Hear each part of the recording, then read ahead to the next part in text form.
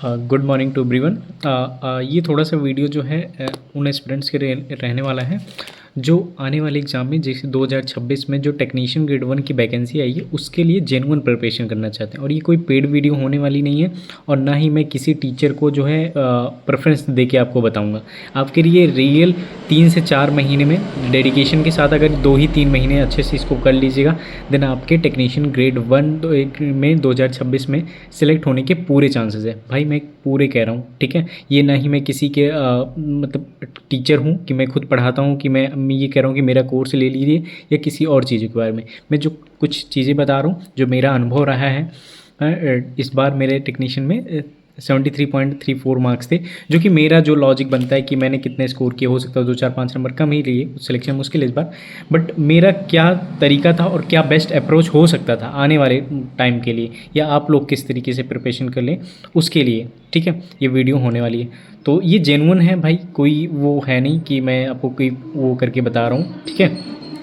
तो एक topic wise बात करेंगे हम लोग। सबसे पहले हम बात करते हैं अपने सबसे मोस्ट अवेटेड टॉपिक की, जो कि हम लोग पूछते हैं कि सर साइंस कैसे करें, या भाई साइंस कहाँ से करें क्या नहीं। तो साइंस के लिए आपको क्या करना है, कुछ नहीं करना है। 10th और 12th की जो साइंस है, 10th और जो 12th की साइंस है, बेसिक साइंस जो है उसमें थ्योरेटिकल पोर्शन आपको करने हैं और कुछ सिंपल से न्यूमेरिकल भी लगाते चलने हैं। बहुत हार्ड न्यूमेरिकल पे नहीं जाना है, सिंपल से 10th और मैं क्या इसको कह रहा हूँ 10th और 12th की कह रहा हूँ, 11th और 9th की नहीं कर रहा हूँ, ठीक है। 10th और 12th की आप क्या कर लीजिएगा, बेसिक साइंस को अच्छे से मजबूत कर लीजिए। देन इसके बाद मैं बताऊंगा, ठीक है। इसको करने के बाद आप इंजीनियरिंग के टॉपिक के लिए, इंजीनियरिंग का जो टॉपिक है उसके लिए आप 2 चैनल मैंने प्रेफरेंस किए हैं, या जो 2 चैनल के, यही 2 चैनल पे आपको मिलेंगे ये टॉपिक। एक पाठशाला रेलवे करके है और दूसरा क्यूटेक करके है। ये 2 जो चैनल है यही आपको इंजीनियरिंग को इस वाले रेलवे इंजीनियरिंग के लिए ये लोग बेस्ट हैं, आप इनसे पढ़ लीजिएगा। और साइंस के लिए नहीं, ऐसा नहीं कि पूरी इनकी वीडियो देखते नहीं, ये सिर्फ इंजीनियरिंग के जो उन्होंने टॉपिक पढ़ा है वहाँ से पढ़िए, बाकी और 10th और 12th की साइंस पे ज़्यादा ध्यान दीजिए, ठीक है। ये हमारा साइंस, अगर आप इतना कर लेते हैं भाई, आप 30 में से गारंटेड मान के चलिए आप 35 में से आप 30-32 क्वेश्चन तो करके आएंगे, ठीक है। ये हो गया साइंस के लिए। और जो दूसरा है हमारा मैथ के लिए, मैथ में इस बार भी ध्यान देने वाली ये बात थी कि मैथ में जो क्वेश्चन इन्होंने पूछे थे वो क्वेश्चन जो थे वो 20 नंबर में आप जो है मान के चलिए 15 या 13-14 क्वेश्चन कर लेते हैं, ठीक है। लेकिन दिक्कत कहाँ पे होती, सॉरी मेरे ख्याल से 15 ही नंबर थे, 15 थे इसमें और उसमें कंप्यूटर में 20 थे, ठीक है। कि 15 इसमें ऐसे कुछ करके थे जो भी क्वेश्चन, मुझे ध्यान नहीं है। बट ये भी जो है इसमें मैथ में आप 2-3 टॉपिक पे ध्यान दीजिएगा ज़्यादा।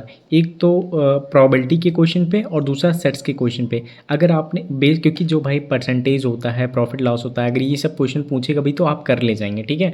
अब मैं इतना मानता हूँ कि आप अगर तैयारी कर रहे हैं कॉम्पिटिशन एग्जाम की तो इतना कर ही ले जाएंगे। बस आपको दिक्कत इन्हीं दोनों में होगी, प्रोबेबिलिटी और सेट में। नहीं तो भाई अगर जिन्होंने इस बार एग्जाम दिए थे उठा के देख लीजिए आपको किस क्वेश्चन में डाउट हुआ होगा, इन्हीं प्रोबेबिलिटी के क्वेश्चन में और सेट के क्वेश्चन में आपको प्रॉब्लम हुई होगी, बाकी प्रॉब्लम नहीं हुई होगी। तो यही 2 टॉपिक आप अच्छे से पढ़िएगा। और अगर बात करें तो जैसे प्रोबेबिलिटी तो आप अभिनय सर से भी पढ़ सकते हैं, या आप उनसे नहीं पढ़ना चाहते तो पाठशाला पे जो मैंने अभी भी बताया ना, उन्होंने भी पढ़ाया तो वहाँ से भी पढ़ सकते हैं प्रोबेबिलिटी के क्वेश्चन और सेट्स के भी क्वेश्चन उन्होंने पढ़ाया, ठीक है। वो भी टीचर अच्छे हैं तो आप वहाँ से भी पढ़ सकते हैं, कहीं से भी पढ़िए। मैं जो बता रहा हूँ मेरा ओपिनियन क्या कहता है। और रीजनिंग भाई साहब सबकी तैयार होती है, रीजनिंग के लिए अगर आप नहीं तैयार हैं तो रीजनिंग के लिए कुछ मत करिए, किसी टीचर से मत देखने की आपको जो होता है, सिर्फ प्रैक्टिस पे ध्यान दीजिए। मस्ट भाई कम से कम दूसरे तीसरे दिन या डेली जो है एक सेट लगाइए 15-20 क्वेश्चनों का, आपकी रीजनिंग पूरी सही हो जाएगी, कोई दिक्कत नहीं है। अब बात करते हैं कंप्यूटर की। तो भाई साहब कंप्यूटर 20 नंबर का ही आता है, ठीक है। तो कंप्यूटर ने जो है दहशत मचाई थी इस बार भी, और पिछली बार भी थोड़ा आसान था, बट इस बार ज़्यादा टफ पूछा था कंप्यूटर। आने वाले समय में ये कंप्यूटर का वेटेज, मतलब कंप्यूटर टफ ही पूछेंगे। तो मेरे हिसाब से जो कंप्यूटर के लिए आप सबकी तैयारी होनी चाहिए वो एक परीक्षा मंथन की जो बुक आती है आप उसको लेकर तैयार कीजिए, ठीक है। क्योंकि जो टीचर ने पढ़ाया वो उतना सफिशिएंट नहीं पढ़ा पाए हैं यार, कहीं से भी क्वेश्चन कुछ भी पूछ लेगा। अगर अभी हमारे पास टाइम है, 4-5-6-7 महीने का टाइम है एग्ज़ाम होने में, 5-6-7 महीने हैं।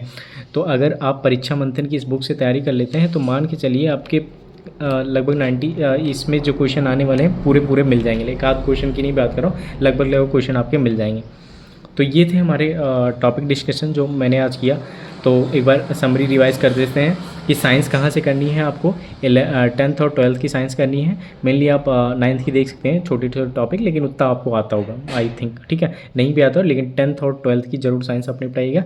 दूसरा, इंजीनियरिंग के लिए मैंने बताया पाठशाला रेलवे और क्यूटेक करके जो चैनल है वहाँ से आप पढ़ सकते हैं, वहीं से पढ़िएगा भी, ठीक है। पढ़ कहीं से भी सकते हैं, ठीक है।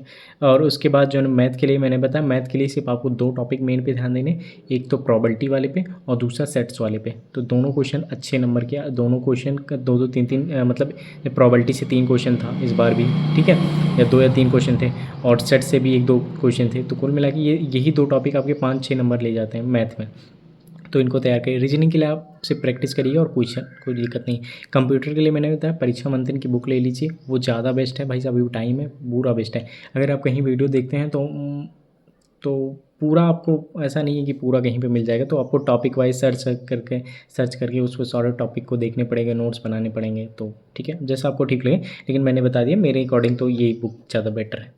बाकी ये था पूरा ब्यौरा आने वाले एग्ज़ाम की। अगर ग्रेड 1 की आप तैयारी कर रहे हैं तो ठीक है, अगर आप इस मेरे बताए हुए इस इतने टॉपिक को अच्छे से कवर कर लीजिएगा तो इतना मान के चलिए आने वाला एग्ज़ाम कितना भी टफ रहा, मुश्किल कितना भी टफ रहा, अगर टफ बनाएगा भी तब भी 80 के आसपास तो आप टच ही करेंगे, 75 से 80 का मैं कह रहा हूँ। अगर इस बार जैसा ही रहा तो भाई साहब आप अगर इस हिसाब से करेंगे तो 85-90 के आसपास जाएंगे। लेकिन मैंने कहा अगर टफ भी रहा एग्ज़ाम तब भी आप इतना तो ला ही सकते हैं, स्कोर कर सकते हैं, और ये बेस्ट अप्रोच होने वाली चाहिए। और ना ही मैंने किसी टीचर को आपको प्रेफरेंस दे के बताया कि इस टीचर से पढ़िए, आपका जहाँ से मन है, लेकिन मेरे अकॉर्डिंग ये था, ठीक है।